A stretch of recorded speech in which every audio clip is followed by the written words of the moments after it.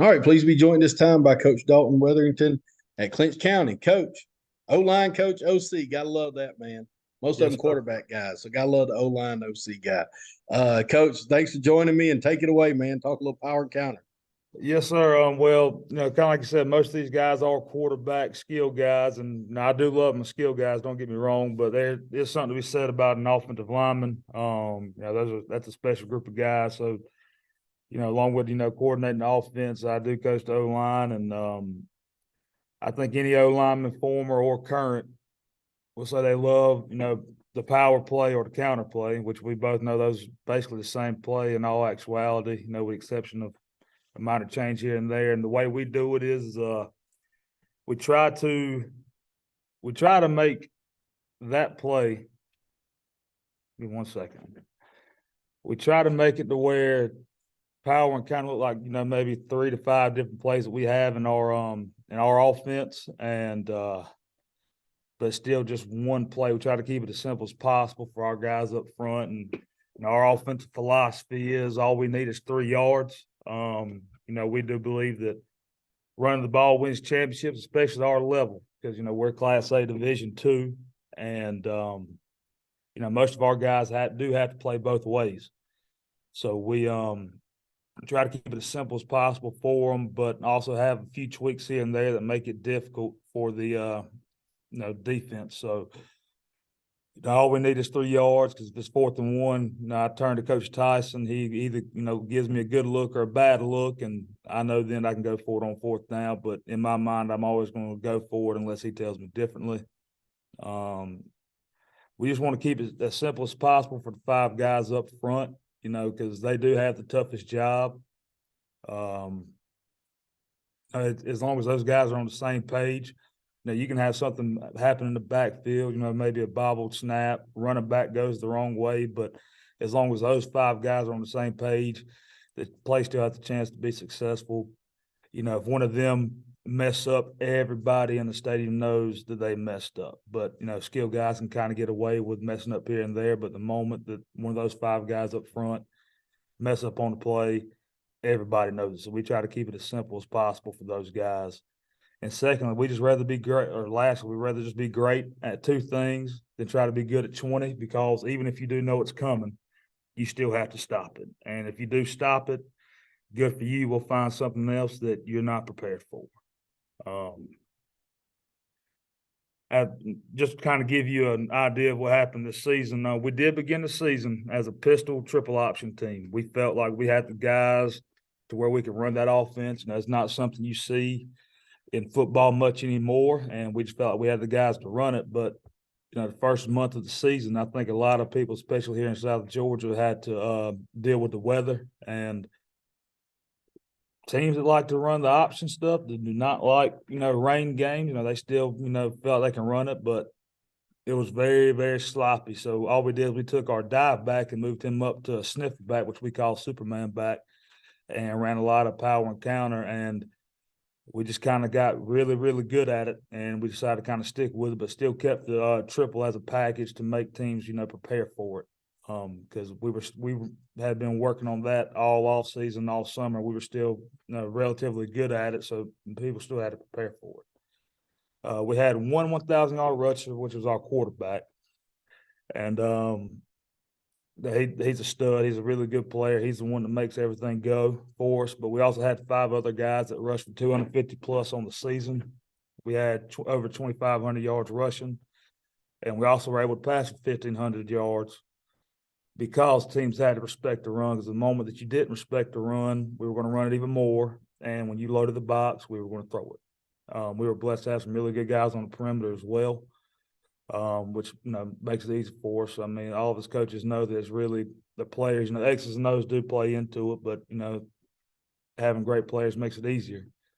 And we did have one guy that rushed for over 1,000 yards, but I didn't ever want people to say, as long as you stop number 8, number 1, number 2, whoever, you defeat this team. So we like to spread the wealth a little bit. And we had 12 guys that scored at least 1 touchdown. This was during quality time. This wasn't during, mop-up time or whenever we had a big lead, we put our younger guys in. These were quality quality touches, and we were able to have success with that. And in 13 games, we averaged a shade under 34, but I rounded it up, so it sounds better. 34 points a game, and we had roughly 313 yards per game. So we had a lot of success there, and we'll kind of get to the film here. Let me move here. All right. This was one of our base formations. Kind of what we're talking about is running power and counter and making it look like a lot of different things out of one formation. Right here, double slot with our sniffer back in either B gap, depending on what the play is, whether it is power or counter, and having our quarterback right here at 4 yards. And then obviously, receivers split out to both sides. Our base rule is, and I think a lot of people go with it, power. If we're just running power or counter to the right tackle's blocking down, right guard's blocking down, center's blocking backside A gap, our backside tackle is hinging. And what we did with our slot was he would J block, first man head up outside of him. So this defensive end may be lining up way out here on him, and we would still have him J block the end. If we're running power right here, we're supposed to kick the first thing head up outside the tackle. Well, if he sees that he's blocked, he would just end up being another wrapper, and our backside guard would wrap as well on power. So if we were running counter, same rule still applied. He'd pull and kick. He would see that he was the slot had him DNJ block. He would just wrap as well and have him wrap right there and have double wrap right there. But we could see, like we talked about at the very beginning, was the 5 guys up front had one responsibility, and that's gap down, block back, hinge, and the guard, depending on what the play was, would kick or wrap, and that's really not much of a change. He's still pulling either way, and our Superman back right here as well would either wrap or kick. So we try to keep it as simple as possible.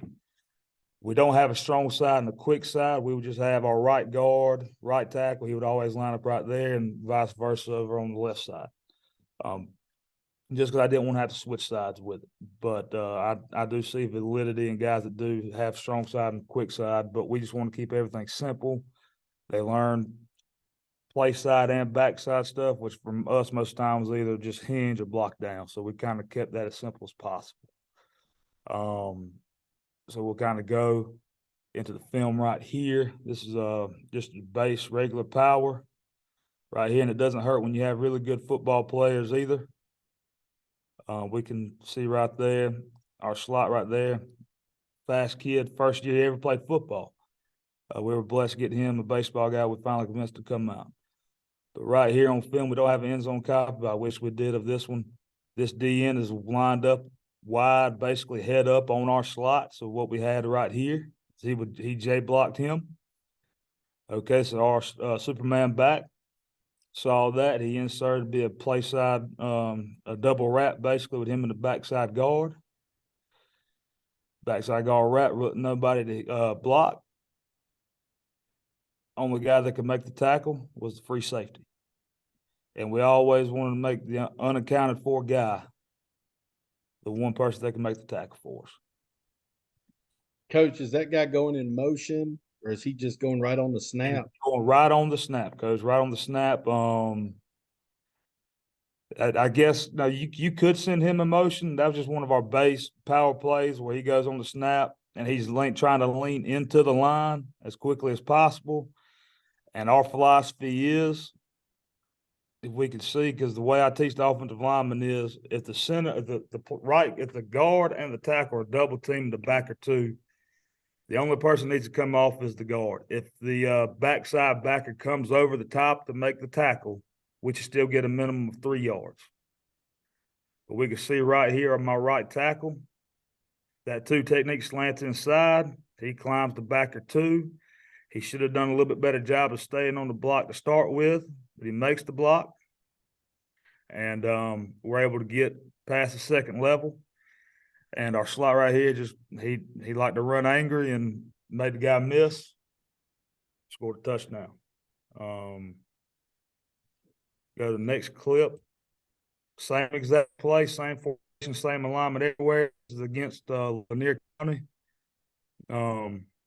Right here, the defensive end we can see is a little bit inside of our slot. And so he would, his base rule, he would go right here to this cat right here. This overhang playing. Could have got there a little bit faster, but our slot goes is our backside slider is getting the pitch. I mean the handoff right there. He does a good job of getting second level. And the kind of like we talked about earlier was only person that comes off on the double team is my guard if he comes underneath. We can look right there, right here at the top. He's got his eyes on that back, but he never shows underneath. He comes over the top. Even if he was to make that tackle right there, that was still a minimum of 3 yards, and we'll take it every day. And we're able to get some success right there. We see where to get a good kick right there, good wrap. And doesn't hurt when you got really fast guys hitting past that first level right there.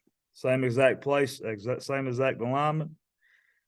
It's a 3 different slots that we have in the game. We actually have some end zone view of this one, so we'll be able to show. But everybody's gapped down the play side. Only guy that makes a tackle is the grass right there. Only guy that's free that is not blocked is the free safety over the top. So right here, pre-snap, we can see this D end right here is head up on our tackle. So our slot's responsibility is to J block this overhang right here. He does that. Now what should have happened was our Superman back should have pinned this defensive end inside, and our backside guard wrap over the top to the guy he ends up blocking.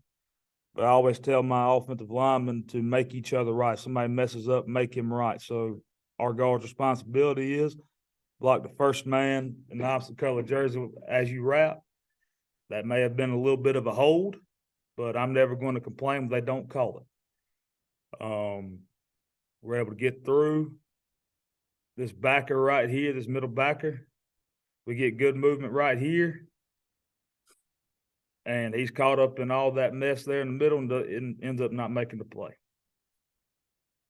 So, I mean, and you know as well as I do, Coach, you can sit here and watch film, and it doesn't matter how good or how bad your offensive line plays. You can always find something to correct. But the fact is our kids played tough, played hard, and they played fast. They never really had to think that much. But we can always find room for improvement. I'll go to the next clip if it'll load.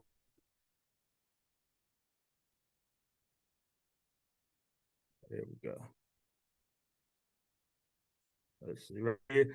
Now, it's the same pitch quality's not as good. We'll get the end zone view right here.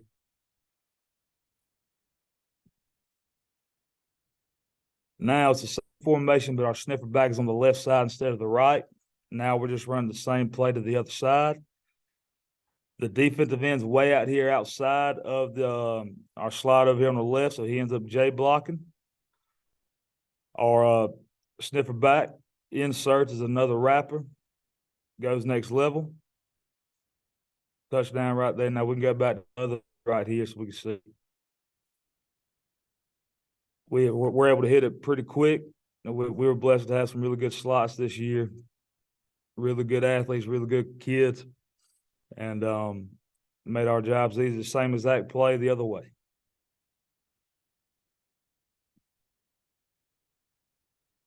All right, same exact play. A different game in the year, same exact formation. Our sniffer's on the left. We J block the overhang. Down, wrap. Get good positive yards right here. We've got a good end zone view. We slow motion this right here. The defensive end's technically inside. So now we J block the overhang right here, number 23. Our sniffer back, he should have his head on the inside, but he lays a good lick right there, has the kid off balance. Our guard should be a little bit tighter on the wrap. but wraps to the right guy. Our slot's been a good athlete right here, make some guys miss, and we get down to the 2-yard line. But I think the beautiful part about it is it hits so quick. Even if somebody messed up, the defense did not have as much time to really adjust to it. All right, so right here, I'll fast forward hard count right here. So we motion our sniffer. Now this is one variation of power that we had. One of our motions pre-snap that you asked about earlier, Coach. Right here is one of our sweep backfield motions, one of our sweep plays and our power read play. Right here, we run the quarterback power, and we get about 10 yards on that. So right there, and our philosophy is, we're going to motion. We're going to use various motion in the backfield. It looks like different plays, and if you do not honor that motion, we are going to run that play. And if you do honor that motion, we're just going to run power or counter underneath. Right here, we can see they kind of go with it, and we get 10 yards on that. And the one guy that does make the tackle is the free safety or one of the safeties over the top right here. The one guy that's unaccounted for. That's 10 yards, and we'll take that. That was the game against McIntosh right there. That was a tough, hard-fought football game on both sides. We'll get a long view of it right here as well.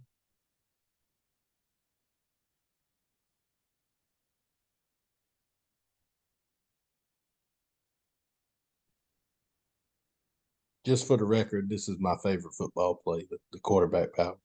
Yes, sir. Yes, sir. And it was one of those deals for us, and we had a variety of ways of doing it. This was just one of our ways of doing that. It was always my go-to. It didn't matter if it was 2nd and 10, 3rd and 15.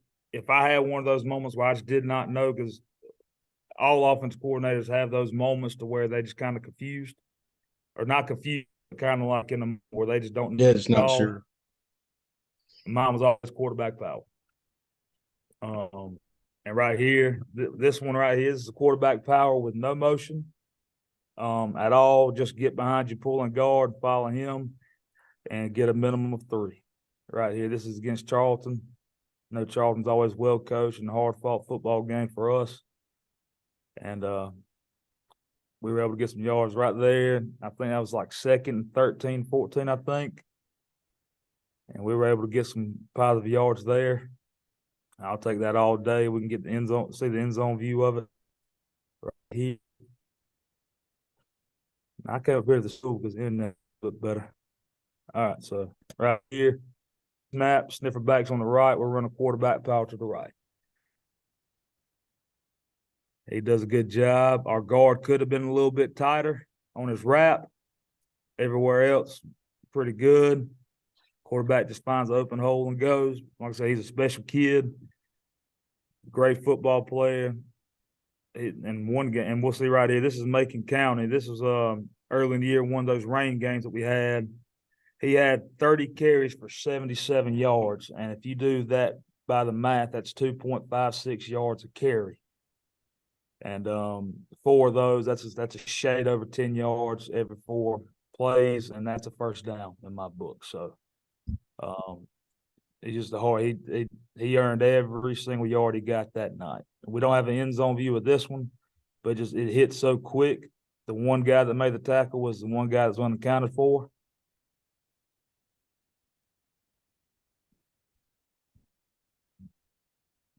He free snap. We're either running to the left with our quarterback or our slot to the right. Free snap, that's what it looks like. And I'll run it all the way through one time. Now, this is our counter play right here. Same formation, same everything as power looks. But right here, we slow motion this. Our quarterback carries out a good enough fake to where 1, 2, 3, 4 guys think he has the ball at that particular moment.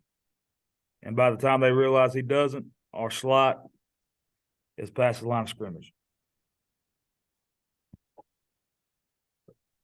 I think we have an end zone copy Do not have end zone copy of that one.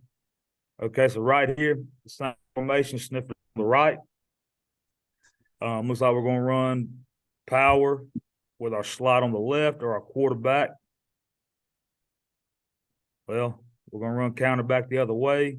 He still draws the backside linebacker, the backside end, the backside safety with him, and allows our slot to have a little room to run. Have a big we actually ran, I think, counter 15 times in this game because they were so focused on where the sniffer was pre-snap that counter it was ended up being our biggest play that game. I think we ran it about 15 times, if I'm not mistaken. And I'm one of those coaches that until you stop it, I'm going to keep running it. I'm not trying to hit a checklist of X amount of different plays that we can run. I'll keep running the same play every play until you stop it.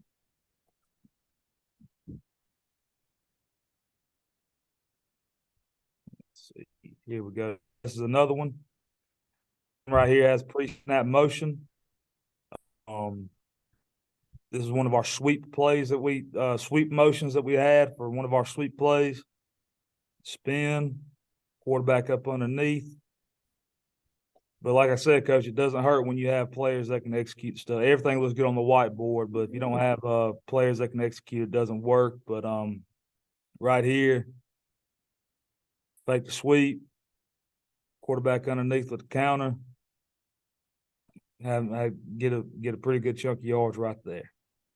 I think you're going to see more and more people finding ways like you guys are to use the slot type backs where you can throw the ball. They got to respect them in the passing game and find a way to run the ball with them. We did a ton of this, so I think it's just another variation of that. I like what you're doing with that. Yes, sir. And we're and one thing that we are going to add this year that we didn't have this past season, just because we didn't have the tight end type bodies, so we're seeing a lot of odd front, 3-4 type teams. We're going to add some tight end sets, but we're still going to have, whether it be not necessarily a true single wing offense, but a single wing or a double wing type deal, because I think it just hits a little bit faster than it would be out of a pistol or a true shotgun look. But like we talked about, if we see post snap that those guys are not honoring that slot going out and that sweep motion, we'll run sweep the very next play.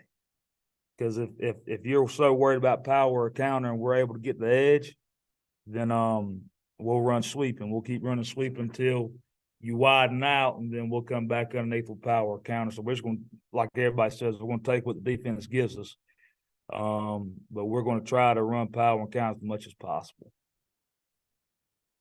We got the end zone right here.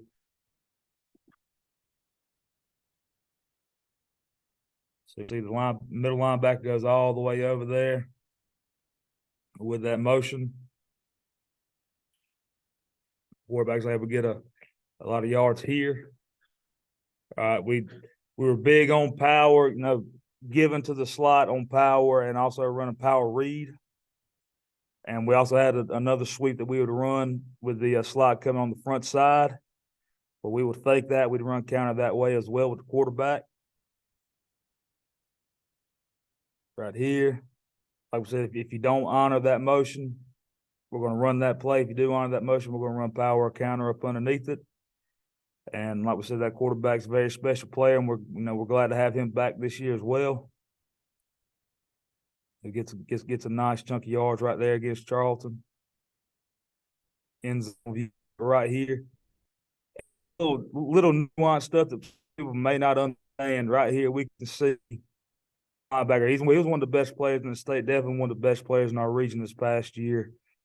And we can watch him on his play right here. There's a slight bit of hesitation right there on who's got the ball, which allows our quarterback to have an extra step. That little stutter step, not necessarily reading your keys, but wondering who has the ball. Right there, allowing us to make the block. And then we also see this linebacker here definitely just flat out go with that motion.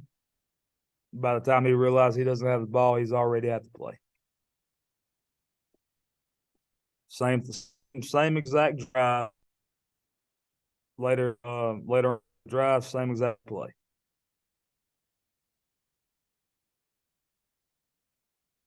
Get all the way down to 1. Then the very next play was quarterback power.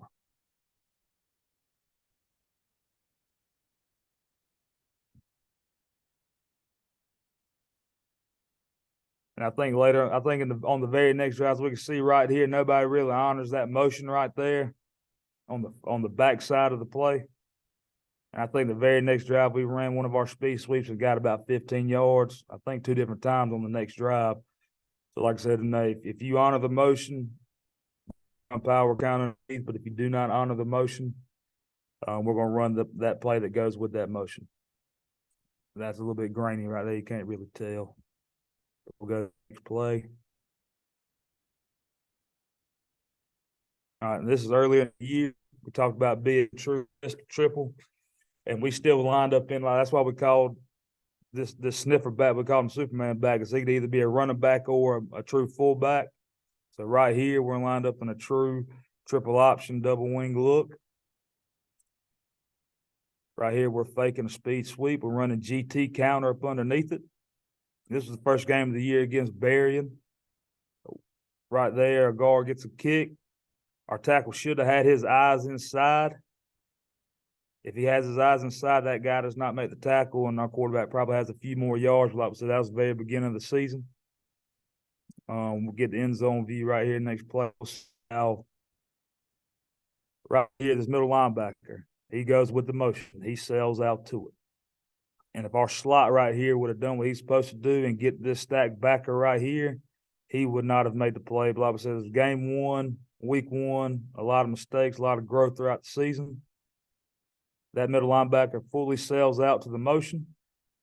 By the time he realizes who's got the ball, he's already had the picture. And if our slot is a little bit faster and a little bit more aggressive to that stack, he doesn't make the play, and we may end up scoring a touchdown or at least getting a few more yards.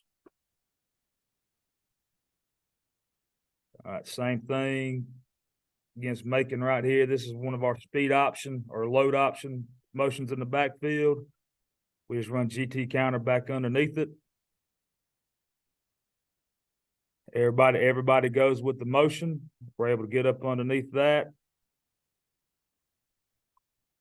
and get a good chunk of yards right there as well. And we can see right here, and I got a few more clips to show why we're able to score, throw for over 1,500.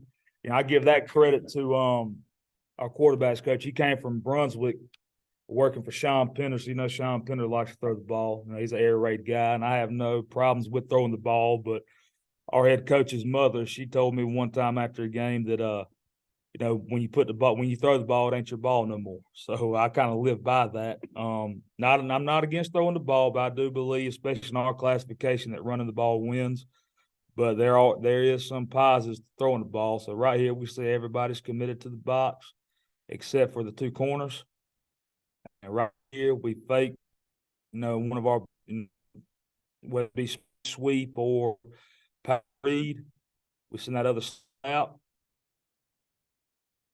and we get a touchdown off of that. We can see on the end zone view right here that the set right here, he's responsible for that play side slot too right here. So he's so worried about the run, but by the time he realizes it, he's already passed him. Now, our quarterback, he should have thrown the ball a little bit sooner. As you can tell right here, he should have thrown it right here. And he double clutches and then throwing off his back foot, but still ends up being a touchdown. And I'll take 6 points any day. Right here, it's 4th and 8. Coaches know that I will run power any day of the week, don't matter what down it is or what the distance is. So everybody's still committed to the box. You're going to go one-on-one with one of the best receivers in the state of Georgia right here. Okay, we'll go ahead and throw the ball. I'm not stupid. And we're blessed to have some good receivers and a really good quarterback that can run it or throw it. And we score a touchdown right here on that.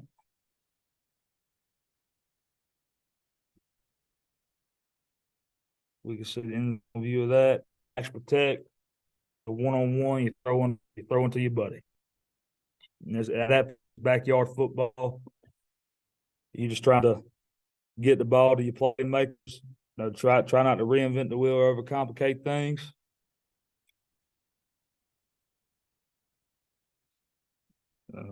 Very last here, Coach, and then we can wrap it up if you want. Going back to the chart game again once it's the load.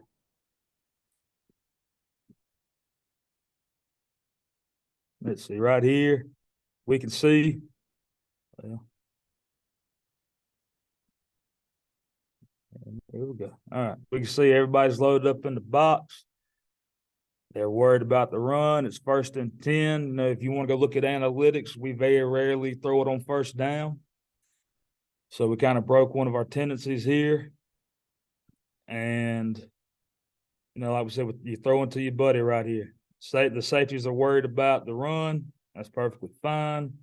By that time, our best receiver against your corner, we get all the way down here inside the 20. It's just one of those deals of I'm just a simple offensive lineman, Coach. I don't want to overcomplicate things. I feel like you can run power or counter against doesn't matter what front, what kind of defense it is, you can run power and counter as long as you stick to base rules.